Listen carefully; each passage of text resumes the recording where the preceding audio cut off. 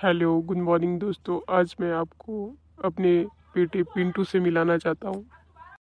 अरे पिंटू बेटा, पिंटू, पिंटू, हाँ जी पापा। इधर आना तो बेटा। हाँ जी आया पापा। इनसे मिलो बेटा, ये मेरे दोस्त हैं। अरे पापा, इनसे तो मैं मिल लूंगा, पर क्या ये मुझे चिज्जी खाने के लिए पैसे देंगे क्या? अरे पिंटू, तेरे को मैंने कितनी बार समझाया है, दूसरों के सामने तो इज्जत कर लिया कर अपने पापा की। बेइज्जती करवाने के लिए ही तुला रहता है। अरे पापा, सभी लोग बच्चों को चिज्जी खाने के लिए पैसे देते हैं, तो क्या ये मुझे चिज्जी खाने के लिए पैसे नहीं दे सकते? अरे तू बेटा घर चल, तुझे घर जाके मैं बताता हूँ। तू मिलना रहने दे, तू घर चल। अरे सॉरी पापा, मैं तो मजाक कर रहा था। आप भी पता नहीं छोटी छोटी बातों पे क्यों सीरियस हो जाते हो। नमस्ते अंकल जी। चलो ठीक है पापा, मैं टॉनी के साथ खेलने जा रहा हूँ, आज शाम को घर लेट आऊंगा।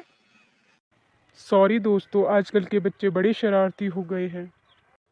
पिंटू बेटा, तू खेलने तो जा रहा है पर जल्दी घर आ जाइयो, वरना तेरी माँ से तुझे कोई नहीं बचा सकता। चलो ठीक है पापा, मैं जा रहा हूँ, बाय। अरे पापा के दोस्त भी कितने गंदे हैं, चीजी खाने के लिए पैसे नहीं दे सकते हैं। चलो ठीक है दोस्तों, मिलते हैं फिर कभी और टाइम। इस पिंटू की तो घर पे क्लास लेनी पड़ेगी, जब भी देखो मेरी बेइज्जती ही करवाता है मेरे दोस्तों के सामने। हेलो टुनटुनी। हेलो पिंटू। तुझे पता मैं अपने पापा को ये बोलकर आया हूँ कि मैं अपने दोस्त पिंटू के साथ खेलने जा रहा हूँ। क्यों पिंटू, तुमने मेरा नाम क्यों नहीं लिया अपने पापा के पास? क्यों नहीं बताया कि तुम मेरे साथ खेलने जा रहे हो? अरे मैं अभी जब रास्ते से आ रहा था तो मुझे पापा और पापा के दोस्त मिल गए, तब मैंने उनके सामने तेरा नाम नहीं लिया टुनटुनी। अच्छा, तब तो ठीक है। अरे टुनटुनी, तुझे पता अभी क्या हुआ? जब मैं रास्ते से आ रहा था, पापा के दोस्तों से मिला, उन अंकल लोगों ने मुझे चिज्जी खाने के लिए पैसे तक नहीं दिए। हाँ, तू सही बोल रहा है पिंटू, कल मैं अपने पापा के दोस्तों से मिली, उन अंकल लोगों ने मुझे भी पैसे नहीं दिए। पर मैं आज मम्मी की दोस्तों से मिली, उन आंटी लोगों ने मुझे 100 रुपए चिज्जी खाने के लिए दिए। हाँ यार टुनटुनी, ये बात तो तू सही कर रही है। जब मैं अपनी मम्मी के दोस्तों से मिलता हूँ तो वो मुझे पैसे देती है। पर एक बात सोचने वाली है टुनटुनी, पापा के दोस्त लोग इतना कमाने के बावजूद भी बच्चों को चिज्जी खाने के लिए पैसे तक नहीं देते, पर आंटी लोग घर में रहने के बावजूद भी चिज्जी खाने के लिए पैसे देती है। चल यार पिंटू, हमें क्या करना है, हमें तो खेलने जाना है, चल खेलने चलते हैं। चलो ठीक है दोस्तों, बाय। चलो ठीक है दोस्तों, बाय। सारा कैंपबेल एक जानी मानी और सम्मानित मनोवैज्ञानिक हैं, जो सम्मोहन हिप्नोसिस के क्षेत्र में अपने काम के लिए जानी जाती हैं। उनके मरीज जीवन के हर तबके से आते हैं और कई तरह की मानसिक स्वास्थ्य समस्याओं से उबरने के लिए उनकी मदद चाहते हैं। एक दिन एक नया मरीज उनके कार्यालय में आता है। वह आकर्षक, करिश्मय और अपने जीवन के हर पहलू पर पूरी तरह नियंत्रण में लगता है। उसका नाम जॉन है और वह अपनी अनिद्रा इंसोम्निया को दूर करने के लिए मदद मांग रहा है। जैसे ही सारा जॉन के मानस साइकी में गहराई से उतरना शुरू करती है, उसे एहसास होता है कि जॉन में जितना दिखता है उससे कहीं ज्यादा है। उसका दिमाग रहस्यों, झूठों और छिपी हुई इच्छाओं का एक चक्रव्यूह है, और वह जल्द ही चूहे बिल्ली के एक खतरनाक खेल में फंस जाती है। लेकिन फिर सारा एक चौंकाने वाली खोज करती है। जॉन वह नहीं है जो वह होने का दावा करता है। वास्तव में वह एक दोषी सीरियल किलर है जो जेल से भाग गया है और एक नई पहचान बना ली है। इस खुलासे के साथ सारा खुद को गंभीर खतरे में पाती है। वह जॉन के बारे में बहुत कुछ जानती है और वह अपने रहस्य को सुरक्षित रखने के लिए कुछ भी करेगा। सारा को जल्द ही एहसास होता है कि जॉन के इरादे वैसे नहीं हैं जैसे वे दिखते हैं। वह अपनी अनिद्रा के लिए उसकी मदद नहीं मांग रहा है, बल्कि उसे देश से भागने में मदद करने के लिए हेरफेर कर रहा है। जैसे ही वह अपने स्वयं के विवेक को बनाए रखने के लिए संघर्ष करती है, सारा ये सवाल करने लगती है कि क्या उसे मदद की ज़रूरत है या ये जॉन है जो उसे पागलपन की कगार पर धकेल रहा है। लेकिन सारा जॉन को न्याय के कटघरे में लाने के लिए दृढ़ संकल्पित है, चाहे इसकी कोई भी कीमत क्यों न हो। कुछ भरोसेमंद सहयोगियों की मदद से वो उस पर पासा पलटने और उसे न्याय दिलाने की योजना बनाती है। उन्होंने कई दिनों तक सबूत इकट्ठा किए और उसके खिलाफ अपना मामला बनाया। उन्होंने अधिकारियों से संपर्क किया और अपने निष्कर्ष प्रस्तुत किए, लेकिन वे जानते थे कि जॉन के पास शक्तिशाली संबंध थे जो संभावित रूप से उसे कानून से बचा सकते थे। ये सुनिश्चित करने के लिए दृढ़ संकल्पित कि उसे उसके कार्यों के परिणामों का सामना करना पड़े, सारा और उसके सहयोगियों ने उसे रंगे हाथों पकड़ने की योजना बनाई। उन्होंने संभावित पीड़ितों के रूप में पेश होकर उसके साथ एक नकली बैठक स्थापित की और घटनास्थल पर अधिकारियों के मौजूद रहने की व्यवस्था की। जब जॉन बैठक में पहुंचा, तो उसका सामना उसे गिरफ्तार करने के लिए इंतजार कर रही अधिकारियों की एक टीम से हुआ। उसने सब कुछ नकारने की कोशिश की, लेकिन सबूत ओवरवेलमिंग थे। सारा और उसके सहयोगियों ने कुछ दूरी से देखा। उन्हें राहत मिली कि उन्होंने आखिरकार उसे पकड़ लिया था। अदालत में जॉन की बचाव टीम ने तर्क देने की कोशिश की कि सबूत परिस्थितिजन्य सर्कमस्टेंशियल थे, लेकिन सारा और उसके सहयोगियों ने अपना काम अच्छी तरह से किया था। जूरी ने उसे सभी मामलों में दोषी पाया और उसे पैरोल की संभावना के बिना आजीवन कारावास की सजा सुनाई गई। सारा और उसके सहयोगी जानते थे कि यह उनकी उपचार प्रक्रिया की सिर्फ शुरुआत थी। वे उस दर्द को कभी नहीं भूलेंगे जो जॉन ने उन्हें दिया था, लेकिन वे आगे बढ़ने और अपने जीवन के पुनर्निर्माण के लिए दृढ़ थे। वे इस पूरी अग्नि परीक्षा के दौरान अपने अटूट समर्थन के लिए एक दूसरे के आभारी थे और जानते थे कि चाहे कोई भी चुनौतियां आएं, वे हमेशा एक दूसरे के लिए मौजूद रहेंगे। हेलो दोस्तों, आज हम सुनने वाले हैं लक्ष्मण मृग की कहानी। कई वर्ष पहले मगध जनपद नाम का एक नगर हुआ करता था। उसी के पास एक घना जंगल था, जहाँ हजारों हिरण का एक ही समूह हुआ करता था। हिरणों के राजा के दो पुत्र थे, जिसमें से एक का नाम लखन और दूसरे का नाम काला था। जब राजा बहुत बूढ़ा हो गया तो उनके अपने दोनों बेटों को उत्तराधिकारी घोषित कर दिया। दोनों के हिस्सों में 500-500 हिरण आए। लखन और काला के उत्तराधिकारी बनने के कुछ दिन बाद मगधवासियों के लिए खेतों में लगी फसल काटने का समय आ गया था। इसीलिए किसानों ने फसल को जंगली जानवरों से बचाने के लिए खेतों के पास कई तरह के उपकरण लगा दिए, साथ ही खाइयों का निर्माण करने लग गए। इसकी जानकारी मिलते ही हिरणों के राजा ने दोनों बेटों को अपने अपने पिता की बात सुनते ही काला तुरंत अपने समूह के साथ पहाड़ की ओर निकल गया। उसने जरा भी नहीं सोचा दिन के उजालों में लोग उसका शिकार कर सकते हैं, और असल में हुआ भी यही। रास्ते में कई हिरण शिकारियों के शिकार बन गए। वही लक्ष्मण बुद्धिमान मृग था, इसीलिए उसने अपने साथियों के साथ रात के अंधेरे में पहाड़ी की ओर निकलने का फैसला किया और सभी सुरक्षित पहाड़ियों तक पहुंच गए। कुछ महीने बाद जब फसल काटी गई, लक्ष्मण और काला वापस जंगल लौट आए।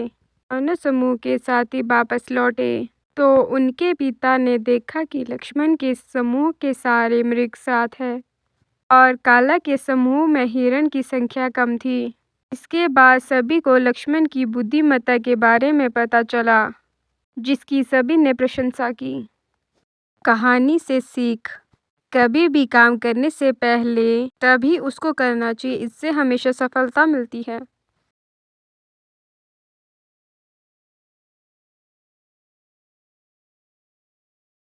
हेलो दोस्तों, आज हम सुनने वाले हैं यह भी कट जाएगा।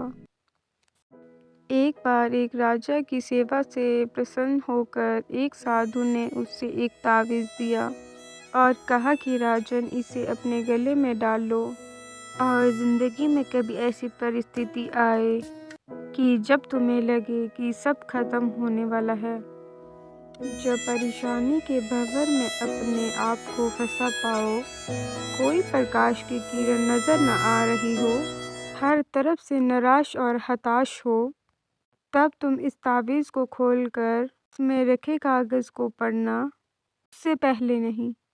राजा ने वह तावीज़ अपने गले में पहन लिया। एक बार राजा अपने सैनिकों के साथ शिकार करने घने जंगल में गए। एक शेर का पीछा करते करते राजा अपने सैनिक से अलग हो गए। और दुश्मन राज्य की सीमा पर पहुंच गए। घना जंगल और सांझ का समय, तभी कुछ दुश्मनों के सैनिक के घोड़ों की आवाज़ राजा को आई। यह सुनकर राजा ने अपना घोड़ा दौड़ाया। राजा आगे आगे, दुश्मन सैनिक पीछे पीछे। बहुत दूर तक भागने पर भी राजा उन सैनिकों से पीछा नहीं छुड़ा पाए। भूख प्यास से बेहाल राजा को तभी घने पेड़ों के बीच एक गुफा सी दिखी। उसने तुरंत स्वयं और घोड़ों को उस गुफा की आड़ में छुपा लिया और सांस रोक कर बैठ गया। दुश्मनों के घोड़ों के पैरों की आवाज़ धीरे धीरे पास आने लगी। दुश्मनों से घिरे हुए अकेले राजा को अपना अंत नजर आने लगा। उसे लगा कि बस कुछ ही क्षणों में दुश्मन उसे पकड़कर मौत के घाट उतार देंगे। वो जिंदगी से निराश हो ही गया था कि उसका हाथ अपने तावीज़ पर गया और उसे साधु की बताई गई बात याद आई। उसने तुरंत तावीज़ को खोलकर कागज़ को बाहर निकाला और पढ़ा। उस पर्ची पर लिखा था, यह भी कट जाएगा। राजा को अचानक ही जैसे घोर अंधकार में एक ज्योति की किरण दिखी। उबते को जैसे कोई सहारा मिला। उसने अचानक अपनी आत्मा में एक कथनीय शांति का अनुभव किया। उसे लगा कि सचमुच यह एक वह है। समय भी कट जाएगा, फिर मैं क्यों चिंता करूं? अपने प्रभु और अपने पर विश्वास रखकर उसने स्वयं से कहा कि यह भी कट जाएगा। और हुआ भी यही। दुश्मनों के घोड़े के पैरों की आवाज़ वापस आते आते दूर जाने लगी। कुछ समय बाद वहां शांति छा गई। राजा रात में गुफा से निकला और किसी तरह अपने राज्य में वापस आ गया। दोस्तों, यह सिर्फ किसी राजा की कहानी नहीं, यह हम सब की कहानी है। हम सभी परिस्थितियाँ, काम, तनाव के दबाव में इतने जकड़ जाते हैं कि हमें कुछ सूझता नहीं। हमारा डर हम पर हावी हो जाने लग जाता है। कोई रास्ता, समाधान दूर दूर तक नजर नहीं आता। लगने लगता है कि अब बस, अब सब खत्म है ना। जब ऐसा हो तो 2 मिनट शांति से बैठिए, थोड़ी गहरी गहरी सांसें लीजिए, अपने आराध्य को याद कीजिए और स्वयं से जोर से कहिए, यह भी कट जाएगा। आप देखिएगा, एकदम से जादू सा महसूस होगा और आप उस परिस्थिति से उभरने की शांति अपने अंदर महसूस करेंगे। आशा है जैसे यह सूत्र मेरे जीवन में मुझे प्रेरणा देता है, आपके जीवन में भी प्रेरणादायक सिद्ध होगा।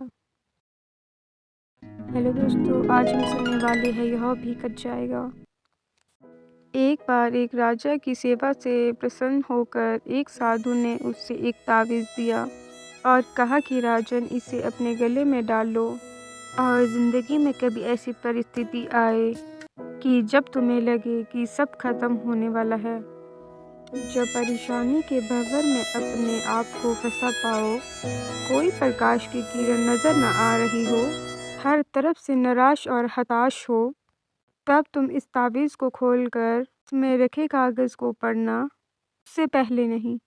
राजा ने वह तावीज़ अपने गले में पहन लिया। एक बार राजा अपने सैनिकों के साथ शिकार करने घने जंगल में गए। एक शेर का पीछा करते करते राजा अपने सैनिक से अलग हो गए और दुश्मन राज्य की सीमा पर पहुंच गए। घना जंगल और सांझ का समय, तभी कुछ दुश्मनों के सैनिक के घोड़ों की आवाज़ राजा को आई। यह सुनकर राजा ने अपना घोड़ा दौड़ाया। राजा आगे आगे, दुश्मन सैनिक पीछे पीछे। बहुत दूर तक भागने पर भी राजा उन सैनिकों से पीछा नहीं छुड़ा पाए। भूख प्यास से बेहाल राजा को तभी घने पेड़ों के बीच एक गुफा सी दिखी। उसने तुरंत स्वयं और घोड़ों को उस गुफा की आड़ में छुपा लिया और सांस रोक कर बैठ गया। दुश्मनों के घोड़ों के पैरों की आवाज़ धीरे धीरे पास आने लगी। दुश्मनों से घिरे हुए अकेले राजा को अपना अंत नजर आने लगा। उसे लगा कि बस कुछ ही क्षणों में दुश्मन उसे पकड़कर मौत के घाट उतार देंगे। वो जिंदगी से निराश हो ही गया था कि उसका हाथ अपने तावीज़ पर गया और उसे साधु की बताई गई बात याद आई। उसने तुरंत तावीज़ को खोलकर कागज़ को बाहर निकाला और पढ़ा। उस पर्ची पर लिखा था, यह भी कट जाएगा। राजा को अचानक ही जैसे घोर अंधकार में एक ज्योति की किरण दिखी। डूबते को जैसे कोई सहारा मिला। उसने अचानक अपनी आत्मा में एक कथनीय शांति का अनुभव किया। उसे लगा कि सचमुच यह एक वह है। समय भी कट जाएगा, फिर मैं क्यों चिंता करूं? अपने प्रभु और अपने पर विश्वास रखकर उसने स्वयं से कहा कि यह भी कट जाएगा। और हुआ भी यही। दुश्मनों के घोड़े के पैरों की आवाज़ वापस आते आते दूर जाने लगी। कुछ समय बाद वहां शांति छा गई। राजा रात में गुफा से निकला और किसी तरह अपने राज्य में वापस आ गया। दोस्तों, यह सिर्फ किसी राजा की कहानी नहीं, यह हम सब की कहानी है। हम सभी परिस्थितियाँ, काम, तनाव के दबाव में इतने जकड़ जाते हैं कि हमें कुछ सूझता नहीं। हमारा डर हम पर हावी हो जाने लग जाता है। कोई रास्ता, समाधान दूर दूर तक नजर नहीं आता। लगने लगता है कि अब सब खत्म है ना।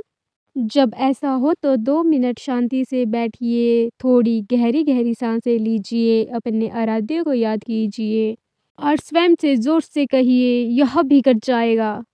आप देखिएगा, एकदम से जादू सा महसूस होगा और आप उस परिस्थिति से उभरने की शांति अपने अंदर महसूस करेंगे। आशा है जैसे यह सूत्र मेरे जीवन में मुझे प्रेरणा देता है, आपके जीवन में भी प्रेरणादायक सिद्ध होगा। हेलो दोस्तों, आज हम सुनने वाले हैं लक्ष्मण मृग की कहानी। कई वर्ष पहले मगध जनपद नाम का एक नगर हुआ करता था। उसी के पास एक घना जंगल था, जहाँ हजारों हिरण का एक ही समूह हुआ करता था। हिरणों के राजा के 2 पुत्र थे, जिसमें से एक का नाम लखन और दूसरे का नाम काला था। जब राजा बहुत बूढ़ा हो गया तो उनके अपने दोनों बेटों को उत्तराधिकारी घोषित कर दिया। दोनों के हिस्सों में 500-500 हिरण आए। लखन और काला के उत्तराधिकारी बनने के कुछ दिन बाद मगधवासियों के लिए खेतों में लगी फसल काटने का समय आ गया था। इसीलिए किसानों ने फसल को जंगली जानवरों से बचाने के लिए खेतों के पास कई तरह के उपकरण लगा दिए, साथ ही खाइयों का निर्माण करने लग गए। इसकी जानकारी मिलते ही हिरणों के राजा ने दोनों बेटों को अपने अपने पिता की बात सुनते ही काला तुरंत अपने समूह के साथ पहाड़ की ओर निकल गया। उसने जरा भी नहीं सोचा दिन के उजालों में लोग उसका शिकार कर सकते हैं, और असल में हुआ भी यही। रास्ते में कई हिरण शिकारियों के शिकार बन गए। वही लक्ष्मण बुद्धिमान मृग था, इसीलिए उसने अपने साथियों के साथ रात के अंधेरे में पहाड़ी की ओर निकलने का फैसला किया और सभी सुरक्षित पहाड़ियों तक पहुंच गए। कुछ महीने बाद जब फसल काटी गई, लक्ष्मण और काला वापस जंगल लौट आए। दोनों समूह के साथी वापस लौटे तो उनके पिता ने देखा कि लक्ष्मण के समूह के सारे मृग साथ हैं और काला के समूह में हिरण की संख्या कम थी। इसके बाद सभी को लक्ष्मण की बुद्धिमत्ता के बारे में पता चला, जिसकी सभी ने प्रशंसा की। कहानी से सीख, कभी भी काम करने से पहले तभी उसको करना चाहिए, इससे हमेशा सफलता मिलती है। हाथी और दर्जी। एक समय की बात है, एक घने जंगल के किनारे बसे एक छोटे से गांव में एक बड़ा और मिलनसार हाथी रहता था। वह हाथी हर रोज नदी में नहाने और पानी पीने के लिए गांव से होकर गुजरता था। उसके रास्ते में एक दर्जी की दुकान पड़ती थी। दर्जी एक दयालु और खुशमिजाज आदमी था। जब भी हाथी उसकी दुकान के सामने से गुजरता, दर्जी अपना काम रोककर उसका स्वागत करता। वह अक्सर हाथी को केले और मीठे पकवान देता था, जिन्हें हाथी अपनी सूंड से खुशी खुशी ले लेता। इस रोजमर्रा की मुलाकात ने उन दोनों के बीच एक खास रिश्ता बना दिया और वे अच्छे दोस्त बन गए। जब भी हाथी दुकान के पास आता, वह धीरे से चिंघाड़ता और दर्जी मुस्कुराकर उसे खाने के लिए कुछ देता। एक दिन दर्जी का मूड बहुत खराब था। एक ग्राहक से उसकी बहस हो गई थी, जिससे वह बहुत गुस्से में और निराश था। ठीक उसी वक्त हाथी हमेशा की तरह अपनी रोज की खुराक की उम्मीद में दुकान पर आ पहुंचा। केले देने के बजाय गुस्से में भरे दर्जी ने अपनी तेज सुई उठा ली। जैसे ही हाथी ने अपनी सूंड दुकान के अंदर बढ़ाई, दर्जी ने क्रूरता से उसकी सूंड में जोर से सुई चुभा दी। दर्द से हाथी कांप उठा और उसने झट से अपनी सूंड पीछे खींच ली। वह अपने दोस्त के अचानक किए गए इस क्रूर व्यवहार से हैरान और आहत था। दर्जी ने बस उसे घूरा, उसके चेहरे पर नाराजगी साफ झलक रही थी। हाथी इस अपमान को भूला नहीं, लेकिन उसने बदला लेने के बजाय दर्जी को दयालुता का सबक सिखाने का फैसला किया। चुपचाप वह अपनी यात्रा जारी रखते हुए नदी की ओर चला गया, लेकिन उसके दिमाग में एक योजना बन रही थी। नदी पर नहाने के बाद हाथी ने अपनी सूंड में साफ पानी भर लिया। वह धीरे धीरे गांव से वापस आया और दर्जी की दुकान के सामने रुक गया। दर्जी, जिसका गुस्सा अब थोड़ा शांत हो चुका था, एक ग्राहक के लिए नए कपड़े सिलने में व्यस्त था। बिना कोई आवाज किए हाथी ने अपनी सूंड सीधे दुकान के अंदर की और सारा साफ पानी दुकान के फर्श पर छिड़क दिया। पानी हर जगह बिखर गया, जिससे दर्जी को अपना सामान बचाने के लिए दौड़ना पड़ा। हालांकि कोई नुकसान नहीं हुआ, लेकिन दर्जी को अपने किए का एहसास हुआ और अपनी क्रूरता पर गहरा पछतावा हुआ। उसे समझ आ गया कि उसके एक पल के गुस्से की वजह से उसने अपने दोस्त को चोट पहुंचाई। हाथी ने दर्जी को एक बार देखा, मानो उसे यह समझा रहा हो कि दयालुता हमेशा बेहतर रास्ता है। इस कहानी की सीख सरल है, दूसरों के प्रति दयालु रहें, क्योंकि आपके कार्य आपके रिश्तों को प्रभावित करते हैं। दयालु कार्य दयालुता को जन्म देते हैं, जबकि बुरे कार्यों के नकारात्मक परिणाम हो सकते हैं। दर्जी ने अपना सबक सीख लिया और फिर कभी किसी के साथ गुस्से से पेश नहीं आया, खासकर अपने हाथी दोस्त के साथ नहीं। हेलो दोस्तों, आज हम सुनने वाले हैं लालची राजा। यूरोप में यूनान नाम का एक देश है। यूनान में पुराने समयों में मिदास नाम का एक राजा राज करता था। राजा मिदास बड़ा ही लालची था। उसकी पुत्री को छोड़कर दूसरी कई वस्तु संसार में उसे प्रिय थी। उसे तो बस सोना ही प्रिय था। वह रात में सोते सोते भी सोने इकट्ठा करने के स्वप्न देखता रहता था। एक दिन राजा मिदास अपने खजानों में बैठकर सोने की ईंटों और अशरफी गिन रहा था। अचानक वहां एक देवदूत आया। उसने राजा से कहा, मिदास, तुम बहुत धनी हो। मिदास ने मुंह लटका कर उत्तर दिया, मैं धनी कहाँ, मेरे पास तो यह बहुत थोड़ा है। देवदूत बोला, तुम्हें इतने सोने से भी संतोष नहीं? कितना सोना चाहिए तुम्हें? राजा ने कहा, मैं तो चाहता हूँ कि मैं जिस वस्तु को हाथ से स्पर्श करूं वही सोने पे बदल जाए। देवदूत हंसा और बोला, अच्छी बात है। कल सवेरे से तुम जिस वस्तु को छू लो वो सोने की हो जाएगी। उस दिन और रात में राजा मिदास को नींद नहीं आई। वह सुबह उठा, उसने एक कुर्सी पर हाथ रखा, वह सोने की हो गई। एक मेज को छुआ और वह भी सोने का बन गया। राजा मिदास प्रशंसा के मारे उछलने और नाचने लगा। वह पागलों की भांति दौड़ता हुआ बगीचे में गया और पेड़ों को छूने लगा। फूल, पत्ते, डाली, गमले, छुए सब सोने के हो गए। सब चमाचम चमकने लगे। उसे अभी तक यह पता नहीं लगा था कि उसके कपड़े भी सोने के होकर बहुत भारी हो गए हैं। वह प्यासा था और भूख भी उसे लगने लगी। बगीचे से अपने राजमहल लौटकर एक कुर्सी पर बैठ गया। एक नौकर ने उसके आगे भोजन और पानी लाकर रखा। लेकिन जैसे ही दास ने भोजन को हाथ लगाया और भोजन सोने का बन गया। उसने पानी पीने के लिए गिलास उठाया तो गिलास और पानी सोने का हो गया। मिदास के सामने सोने की रोटियां और सोने के चावल, सोने के आलू आदि रखे थे। वह भूखा था, प्यासा था। सोना चबाकर उसकी भूख तो नहीं मिट सकती थी। मिदासी रो पड़ा। उसी समय उसकी पुत्री खेलते हुए वहां आई। अपने पिता को रोते हुए देखकर पिता की गोद पर चढ़कर उनके आंसू को पोंछने लगी। मदासी ने पुत्री को अपनी छाती से लगाया, लेकिन अब उसकी पुत्री वहां कहाँ थी? गोद में तो उसकी पुत्री की सोने की मूर्ति थी। उसे वह गोद में बिठा भी नहीं सकता था। बेचारा मिदास सिर पीट पीट कर रोने लगा। देवते को दया आई। वो फिर प्रकट हुआ। उसे देखते ही मिदास उनके पैरों पर गिर पड़ा। गिड़गिड़ाकर प्रार्थना करने लगा, अपना वरदान वापस लौटा लीजिए। देवते ने पूछा, मिदास अब तुम्हें सोना नहीं चाहिए? अब बताओ, एक गिलास पानी मूल्यवान है या सोना? कपड़ा रोटी मूल्यवान है या सोना? मिदास ने हाथ जोड़कर कहा, मुझे सोना नहीं चाहिए। मैं जान गया हूँ कि मनुष्यों को सोना नहीं चाहिए। सोने के बिना मनुष्य का कोई काम नहीं अटकता। एक गिलास पानी और एक टुकड़ा रोटी के बिना मनुष्यों का कोई काम नहीं चल सकता। अब सोने का लोभ नहीं करूँगा। देवदूत ने एक कटोरा में जल दिया और कहा, इसे सब पर छिड़क दो। मिदास ने वह जल अपनी मेज पर, कुर्सियों पर, भोजन पर, पानी पर और बगीचे के पेड़ पौधे पर छिड़क दिया। सब पदार्थ पहले जैसे हो गए।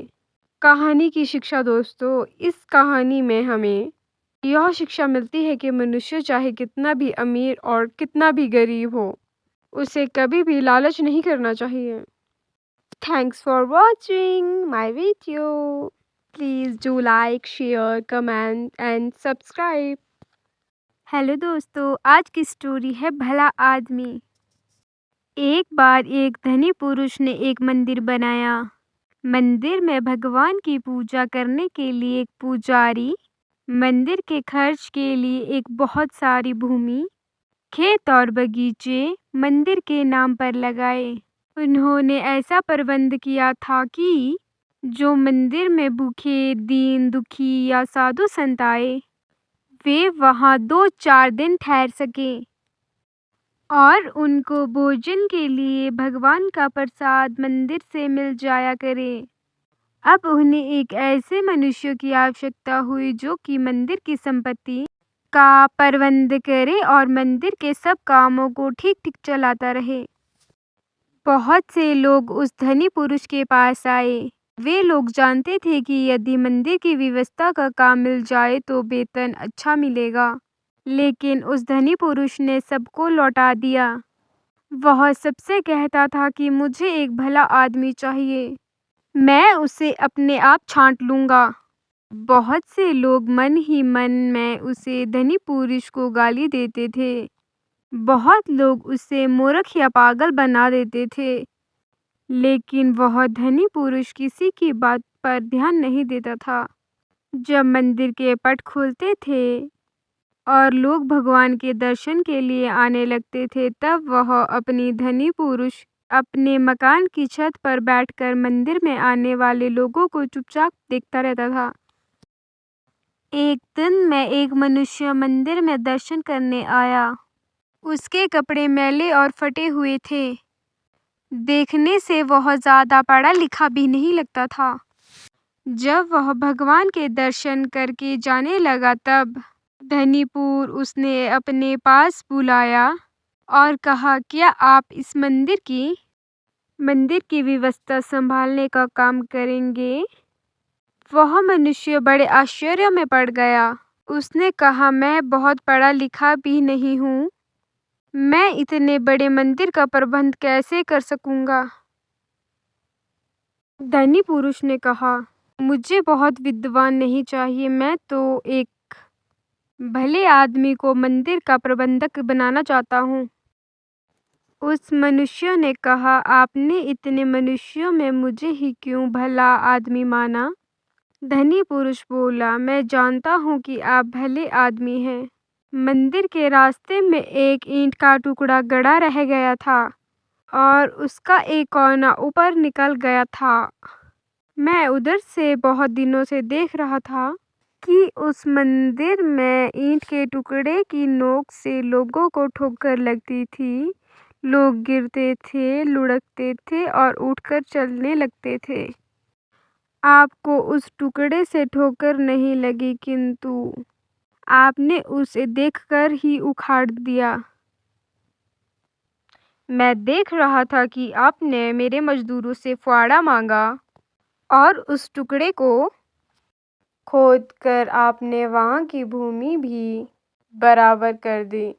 उस मनुष्य ने कहा, यह तो कोई बात नहीं है। रास्ते में पेड़ कटे, कंकड़ और पत्थर लगने योग्य पत्थर ईंटों को हटा देना तो प्रत्येक मनुष्य का कर्तव्य है। अपने कर्तव्यों को जानने और पालन करने वाले लोग भी भले आदमी होते हैं। वह मनुष्य मंदिर का प्रबंधक बन गया। उसने मंदिर का बड़ा सुंदर प्रबंध किया। इस कहानी की शिक्षा यह है दोस्तों कि हर मनुष्य को अपने कर्तव्यों का पालन करना चाहिए। Thanks for watching my video.